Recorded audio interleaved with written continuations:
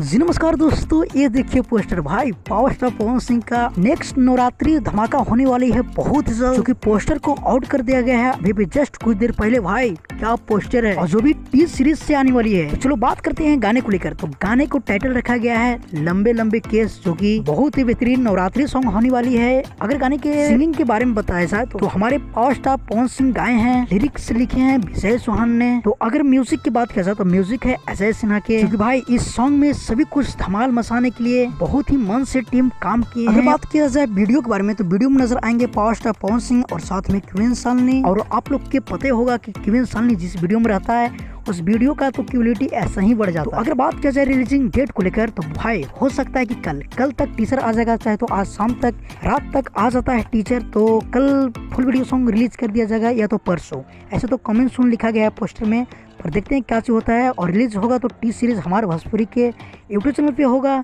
तो आप लोग इस सॉन्ग को लेकर कितना एक्साइटेड है हमें जरूर कमेंट करके बताइएगा। तो फिलहाल के लिए कुछ अपडेट था, मुझे लगा चलो भाई लोग के पास थोड़ा शेयर करते हैं। जल्द में मिलते हैं किसी अपडेट के साथ, जब तक के लिए जय हिंद, जय भोजपुरी।